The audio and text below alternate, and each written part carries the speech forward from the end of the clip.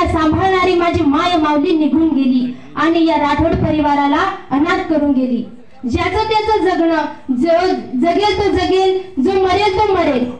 पैसा माणसाला वर नेऊ शकतो, पण माणूस पैशाला वर नेऊ शकत नाही। पिकलेलं झाड कधीतरी गळतच, हे एकमेव सत्य आहे की माणूस मेल्यानंतर मुलगा मूग अग्निदानापर्यंत साथ देतो, पत्नी उंबरठ्यापर्यंत साथ देईल, मुलगी कन्यादानापर्यंत साथ देईल आणि हा समाज तुम्हाला फक्त स्मशानापर्यंत साथ देईल। त्याच्यानंतर तुम्हाला कोणीही साथ देणार नाही। अकेला ही चला रे भैया, इस मौत से किसी की तो रिश्तेदारी है, आज मेरी तो कल तेरी बारी है। जब हम पैदा हुए तो तब हम रोए, जब हम पैदा हुए तब हम रोए, ऐसी करनी कर चलो कि हम हसे और ये जग रोए। जेव्हा आपण जन्माला येतो तेव्हा आपण तर रडत असतो, पण आपल्या आजूबाजूचे लोक, आपल्या कुटुंबातील, आपल्या परिवारातील, समाजातील लोकांना आनंद होतो। ते म्हणतात ह्याला मुलगी झाली, मुलगा झाला, म्हणून म्हणतात जब हम पैदा हुए तब हम रोए, ऐसी करनी कर चलो कि हम हसे और ये जग रोए। असं जीवन जगताना इतकं भरभरून जगा, इतकं आनंदाने जगा की मरताना तुम्ही आनंदाने मेले पाहिजे आणि हे अख्खं जग तुमच्यासाठी रडलं पाहिजे। एका गाण्याच्या ओळीत असंही लिहिलेलं आहे, मनुष्य जन्म अनमोल रे, मिट्टी में ना तोल रे, अब जो मिला है फिर न मिलेगा, कभी नहीं कभी नहीं कभी नहीं रे। हा मनुष्य जन्म एकदाच मिळत असतो, पुन्हा पुन्हा मिळत नाही। म्हणून हे माणसाचं कर्तव्यच आहे, जेव्हा आपण बाळ असतो तेव्हा आपले आई वडील आपलं पालन पोषण करतात, आपली पूर्ण जबाबदारी ते स्वतः घेतात, आपल्याला घडवतात, मोठं करतात, लहानाचं मोठं करतात आणि आपल्याला कोणत्या संकटाशी कसं सामोरं जायचं हे देखील आपले आई वडील आपल्याला शिकवतात। पुढे आपले लग्न होतं, आपल्याला लेकरं बाळ होतात आणि पूर्णतः जबाबदारी आपल्यावर येते आणि हळूहळू आपले आई वडील म्हातारे होत असतात। असं हे जीवनचक्र चालू असतं, पण आपण आपल्या आई वडिलांची जाणीव ठेवली पाहिजे। जेव्हा ते म्हातारे होतात तेव्हा आपण त्यांचे भान ठेवले पाहिजे आणि त्यांच्या म्हातारपणी आपण त्यांचे आई वडील झाले पाहिजे, त्यांची पूर्ण सेवा आपण केली पाहिजे, त्यांचं पालन पोषण आपण केलं पाहिजे आणि पूर्णतः त्यांच्या जबाबदारी आपल्या खांद्यावर घेतल्या पाहिजे। असंच एक उदाहरण आहे भक्त पुंडलिकांचं। आपण दरवर्षी पंढरीला तर जातो, पण त्याच्या मागचं खरं कारण तुम्हाला माहित आहे का काय आहे?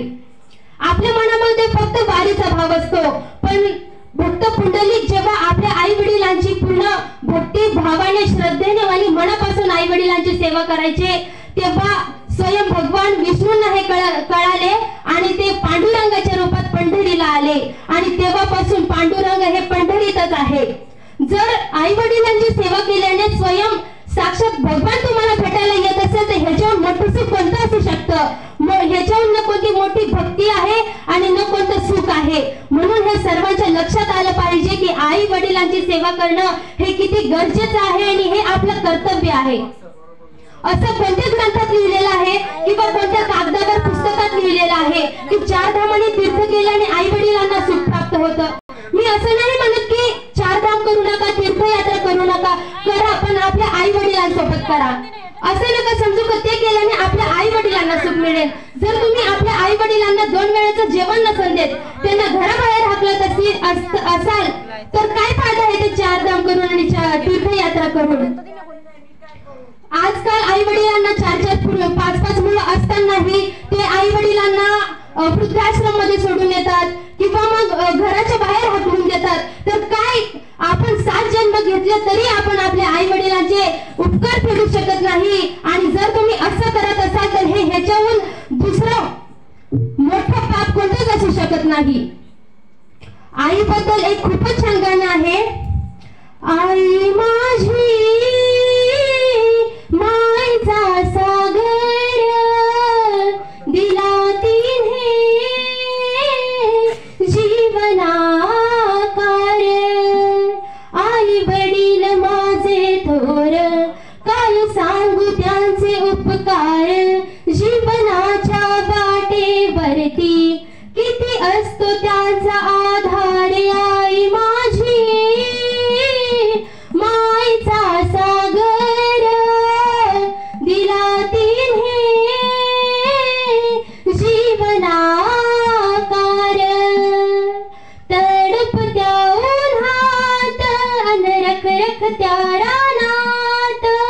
राहिलीस तू माझ्यासाठी कष्टाच्या घामात. कधी मिळेल मुठभर घास, कधी घडे तिला उपवास. ओल्या मातीतून चालताना तुडविले काट्याचे फास. आई माझी मायेचा सागर दिला तिने जीवनाकार. नभेची चांदणी तू ग चंद्राची कोर. शीतल तुझी छाया मला हवी जीवनभर. तुझ्या शीतल छायेमध्ये उभे आयुष्य जगेल. आई देवापाशी सुद्धा मी तुलाच ग मागेन. आई माझी मायेचा सागर दिला तिने जीवनाकार.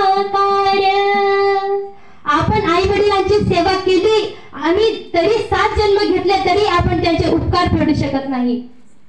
आणि ह्याच्यानंतरचा मुद्दा सुखी जीवन कसं जगायचं, ह्याच्यासाठी काही नियम आहेत, तर ते सर्वांनी मन लावून आणि चित्ताने ऐका. पहिली गोष्ट तर व्यसनमुक्त. ज्या घरात एक व्यक्ती व्यसन करत असेल ना, त्या घरात कधीच सुख नांदत नाही, कधीच. अखेर तो कुटुंब वायाच जातो. जर एक व्यक्ती घरात दारू पित असेल, काय होतं त्या दारू पिल्याने? लोकांचं काहीच होत नाही. तुमचंच लिव्हर खराब होतं आणि तुमच्या शरीराला ते नुकसान पोहोचवतं. तुमचं पूर्ण कुटुंब उद्ध्वस्त होऊन जातं. तर काय पितात त्या दारू? हे प्रत्येक व्यक्तीसाठी आहे जे दारू पितात. मला कोणाला वैयक्तिक नाही सांगायचं आहे आणि कोणी रागही मानून घेऊ नका, पण हे सर्वांसाठीच आहे.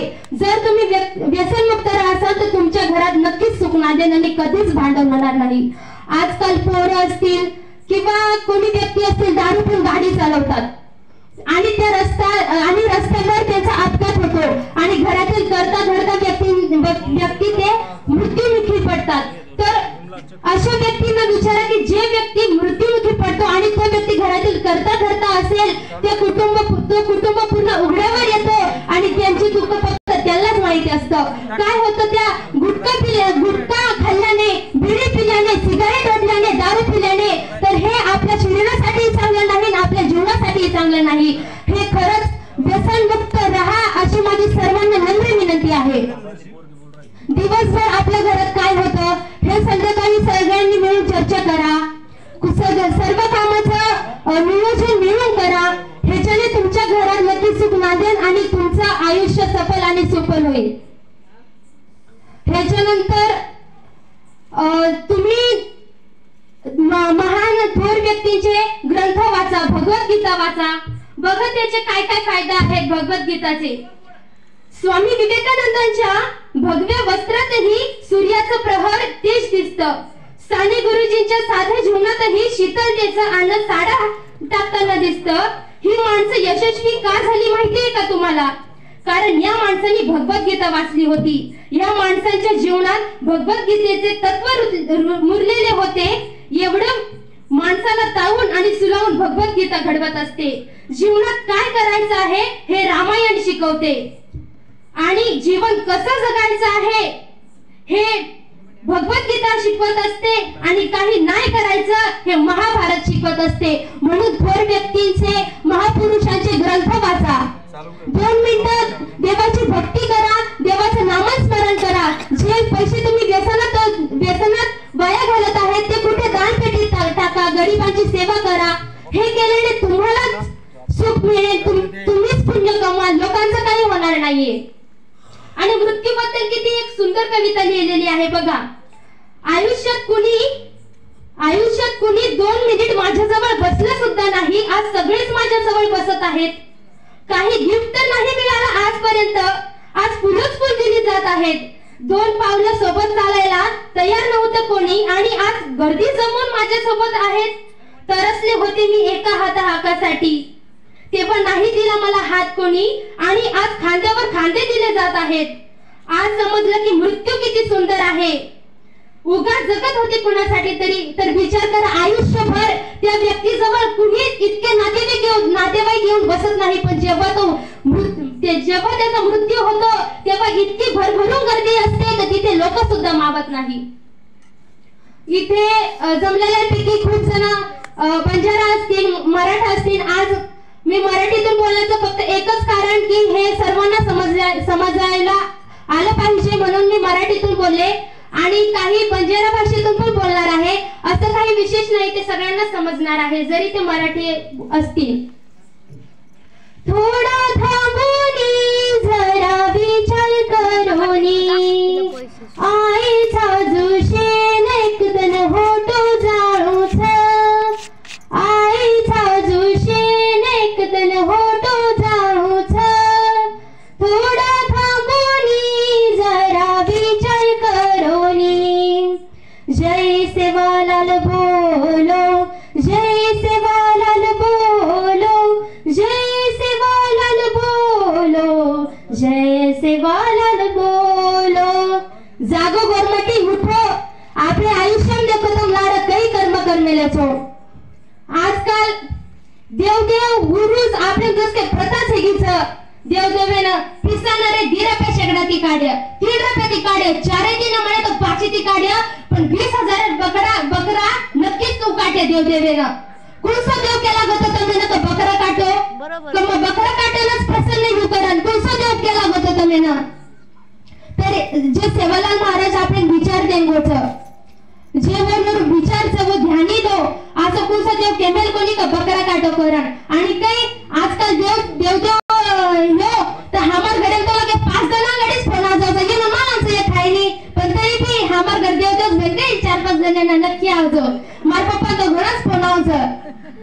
आणि दुसऱ्या दंपतीचं बात खबरी विचारे ना फोन करायचा कस काय रे देव उभाडे वाळा तो डळीत दिनो कोणी झटकाच दिनो कोणी निस्ता नंगाळच वाढ केलाय. आणि नाटका समय तो निस्ता सोळाला भोगलाने घरामध्ये पाडतो आणि भूपाचा मुठीच गोक नाको तो कले जा. आशीर्वाद देव खान भी आगे नाशे लार बदनामी भी करे लागे. अरे देव करोच मत नी कोण केला गोतो तुम्ही नंदू करे वरपेक्षा मिठो जेवण करो म्हणजे तांडे भंडारा करो. आज खिचडी भात शिरा पुरणपोळी असं कराव. हो मुख्य जनावरे मारण तुम्ही काही म्हणा कोणी आणि तू फक्त तुम्हाला हाती पापच घड्याळोच बरोबर.